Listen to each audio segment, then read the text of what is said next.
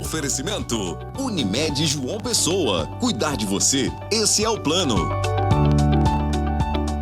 Seja muito bem-vindo ao programa Saúde Você. Muito bom dia. Chegou o fim de semana, o momento do nosso encontro aqui na telinha da TV Arapuã. Hoje a gente começa a exibir uma série de reportagens sobre o autismo. Nós vamos mostrar a realidade e também os desafios enfrentados por crianças, por jovens e adultos do espectro autista. Como eles enxergam o mundo, a luta dos pais para conseguir tratamento e escola e como funciona o atendimento pelo Sistema Único de Saúde. Então não perde, está imperdível esse nosso conteúdo. E mais, gosta de milho? Tenho certeza, como um bom nordestino, você deve gostar. Tô brincando. Mas vamos conhecer neste programa o valor nutricional desse alimento que reina na nossa mesa durante esse período de junho e que reina na nossa cultura.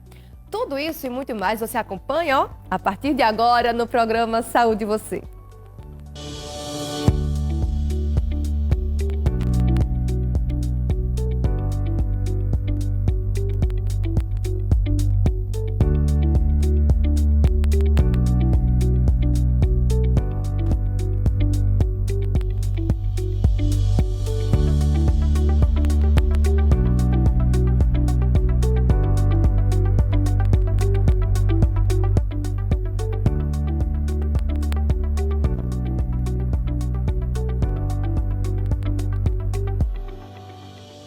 Muito bom estar com você em mais um programa Saúde Você, podendo conversar sobre a nossa saúde e aprender mais sobre o autocuidado. E a gente já começa a edição falando de doenças que são muito recorrentes no nosso dia a dia. Resfriado, Covid, dengue, tem muitos sintomas parecidos. A gente nunca sabe no início o que é, não é mesmo? Por isso é importante saber diferenciar. Então, fique atento, fica de olho nessa reportagem que pode nos ajudar. Depois de 10 dias com dengue, Maria finalmente está se sentindo melhor. Só mesmo de me derrubar. E de repente eu me larguei, você está entendendo? Me larguei. A minha filha teve que ir lá para cá para fazer tudo. Fiz nada, não aguentava. Nos hospitais e postos de saúde, muitas pessoas chegam com dúvida.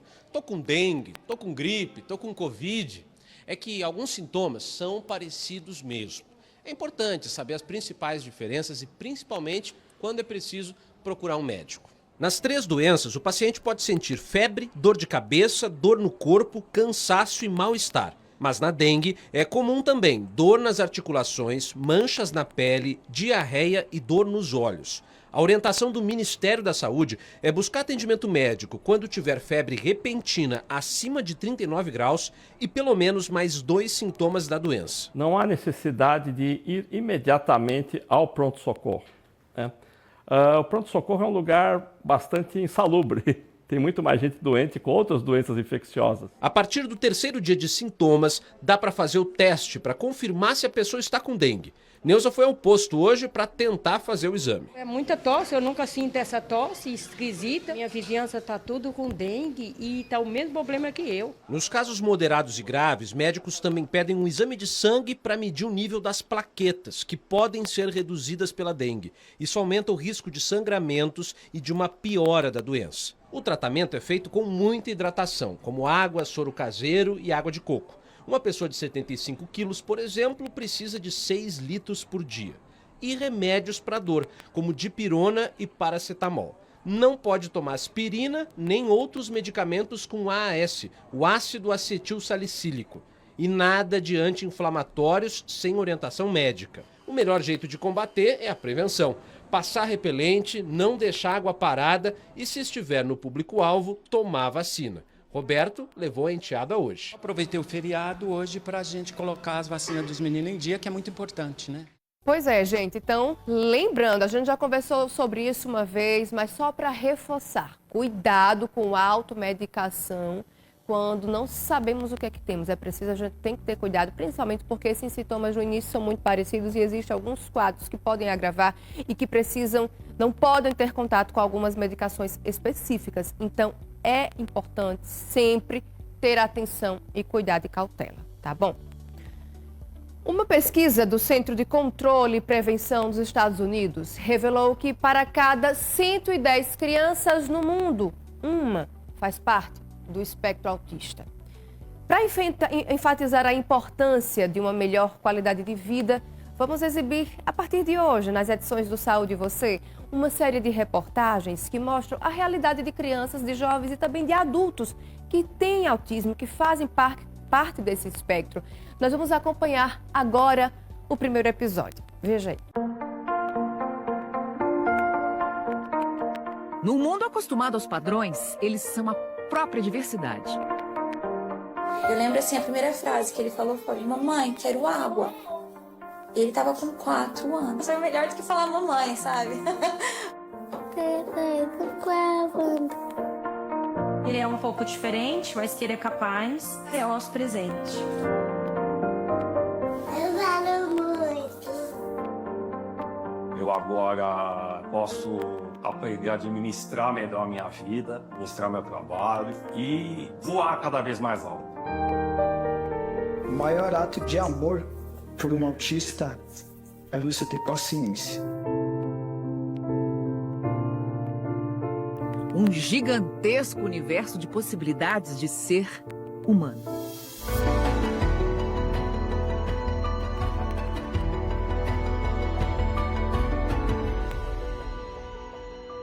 Os olhos da Manuela são portas para um mundo bem particular. E quais olhos não são, é que os dela nos desafiam. É preciso saber entrar. Manu, às vezes eu olho ela assim, às vezes eu tô voltando a chorar, porque às vezes ela olha assim, ela fixa o olhar para a bunda de cima. É como se ela estivesse fazendo uma leitura de quem eu sou para ela. Graças a Deus eu tenho isso dela olhar e eu falar: caramba, ela tá querendo me falar. E ela está me falando.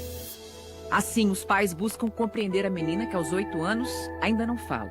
As suspeitas começaram cedo, aos 2 anos. Depois veio o diagnóstico: autismo. Qual foi a primeira coisa que passou pela cabeça de vocês, Yali? Desespero. Porque eu ouvia falar do autismo, mas era aquelas pessoas que ficavam trancadas, que não saía, que não tinha vida, né? Não se conhecia nada de autismo. Nada, né? E quanta gente se vê nesse mesmo lugar ao ter a vida atravessada por um diagnóstico. Mas olha, muita coisa tem mudado.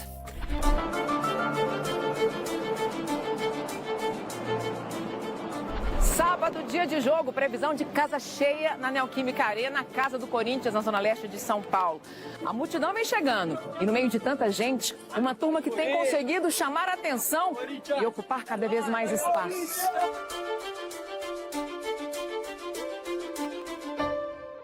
A faixa em todos os jogos é um grito: estamos aqui. São os autistas alvinegros, a primeira torcida de autistas do país. Para o Augusto, de 13 anos, foi como um convite.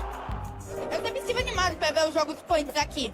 É uma coisa que eu sempre quis fazer toda a minha vida.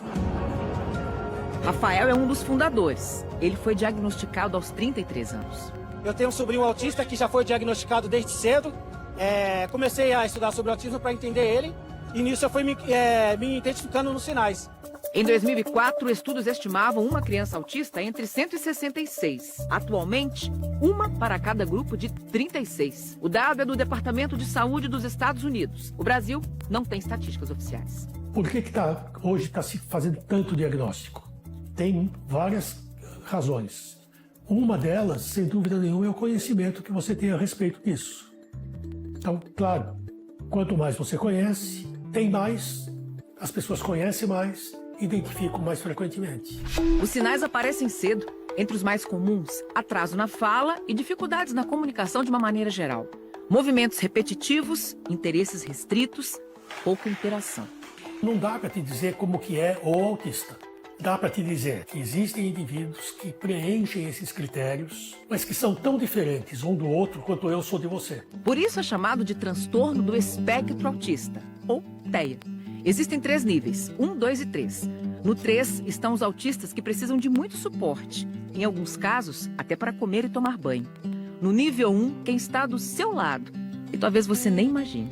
No caso do Henrique, hoje com 7 anos, o alerta veio da creche. O autismo Foi uma surpresa, a creche que identificou, que percebeu e me chamou e pediu para mim procurar ajuda, que elas também queriam ajudar o neném, que ele não olhava nos olhos, que ele colocava as mãos nos ouvidos, né, que ele não queria ficar com as crianças. Hoje, Heloísa atravessa São Paulo para que o filho, que ainda não fala, receba tratamento. E com ele, a esperança. Que eu sei que não é fácil, é uma luta, é um baque para nós mães quando descobre, mas a gente tem que correr atrás, porque é isso, a terapia que vai desenvolver. Por isso que eu tô aqui. E quantas famílias compartilham a mesma batalha pelo acesso às terapias, inclusão escolar e direitos? Assunto para a nossa próxima reportagem.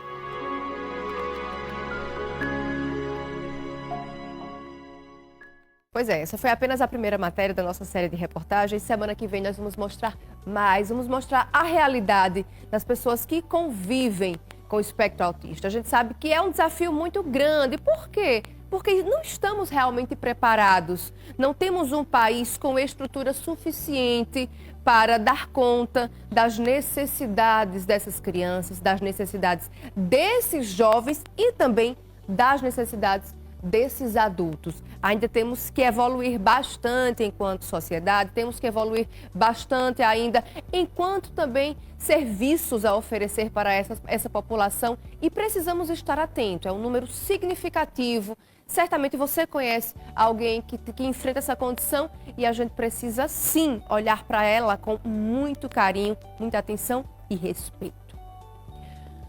O Instituto Nacional do Seguro Social, o INSS, estima que as aposentadorias por invalidez representam mais de 14% do total de aposentadorias no regime geral da Previdência Social. Olha que peso, olha que importância. Mas e aí, quem tem direito e como é que funciona? A gente conversou com uma advogada que vai tirar algumas dúvidas que são importantes. Veja. Segundo dados do INSS, cerca de 15% do total de aposentadorias aqui no Brasil estão relacionadas à invalidez. Isso, transformado em números, quer dizer aí 2,8 milhões de beneficiários. Realmente o número é muito alto e para entender esse mundo, em como dar entrada nesse processo de aposentadoria, que por vezes a gente escuta que é tão demorado e tão difícil, a gente convidou a advogada previdencialista Luana Pires para conversar com a gente. Muito obrigada pela tua participação. Ainda é um processo difícil, complicado, né, para se acessar esse benefício.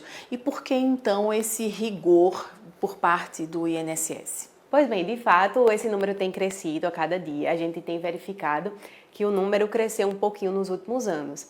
Apesar da rigorosa fiscalização por parte do INSS, o número tem crescido em razão da quantidade de doenças ocupacionais que, de fato, têm aparecido no mercado de trabalho hoje.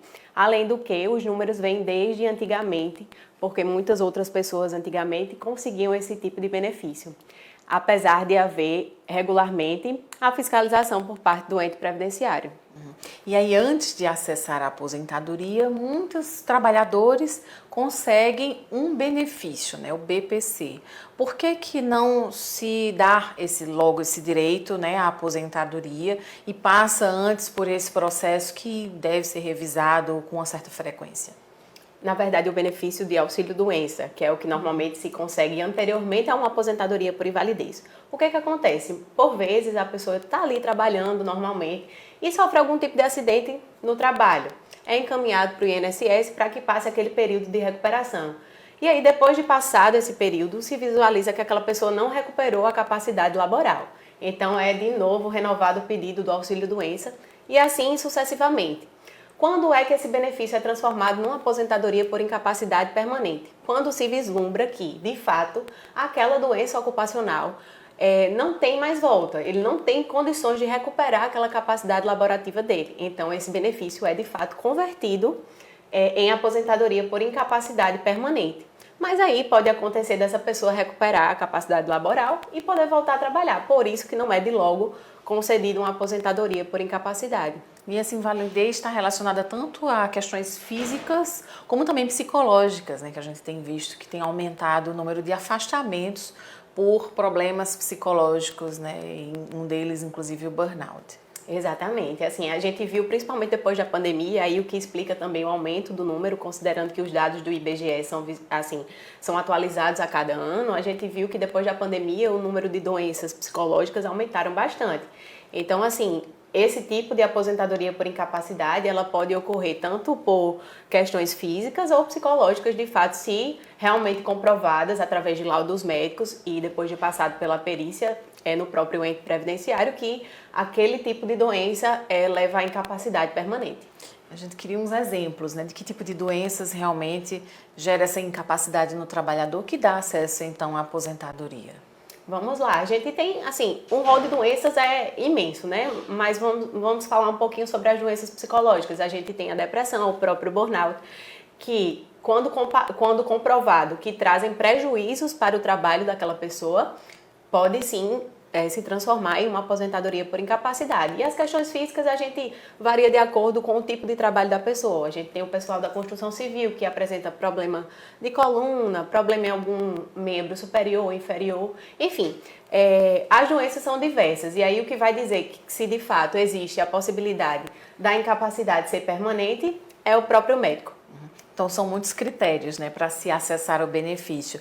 Quais são eles? Que tipo de documentação, além do laudo médico, obviamente, é necessário esse trabalhador ter para poder dar entrada nesse processo de aposentadoria? Inicialmente, é bom sempre a gente dizer que o benefício de incapacidade, seja uma aposentadoria ou um auxílio-doença, ele existe porque aquela pessoa contribui para a Previdência Social, diferentemente do BPC, que é uma garantia para um benefício assistencial para aqueles que não contribuem. O auxílio-doença ou a aposentadoria por incapacidade é destinado àquelas pessoas que contribuem para a Previdência. Então, é importante que se contribuam, seja por meio de uma carteira assinada, seja por meio de um contribuinte individual, que é aquele autônomo, certo?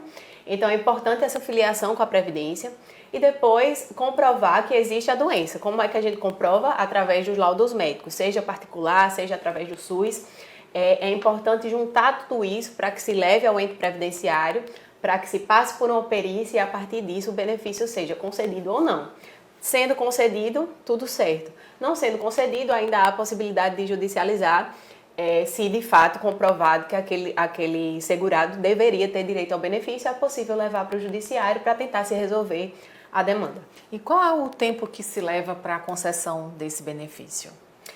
Hoje, Thaís, a gente vê que o INSS, até pelo número, tem demorado um pouquinho. Via de regra, seria ali o prazo de 60 dias para que tivesse alguma decisão nesse tipo de pedido. O que na prática não tem acontecido. Mas a gente vê hoje que, tentando assim, tornar menos burocrático o processo, a gente tem a possibilidade dos pedidos serem feitos através do próprio aplicativo do Meu INSS, através do site do Meu INSS, e a perícia, às vezes, é até dispensada quando os atestados e laudos médicos são juntados todos certinhos. Então, o que a gente sempre diz aos ouvintes, aos segurados? Procura juntar a documentação toda certinha para tentar diminuir esse caminho e tornar o acesso mais fácil ao benefício. A gente vai ao rápido intervalo, mas não sai daí não, que daqui a pouquinho tem muito mais programa Saúde e Você. Tô aqui te esperando. Até já!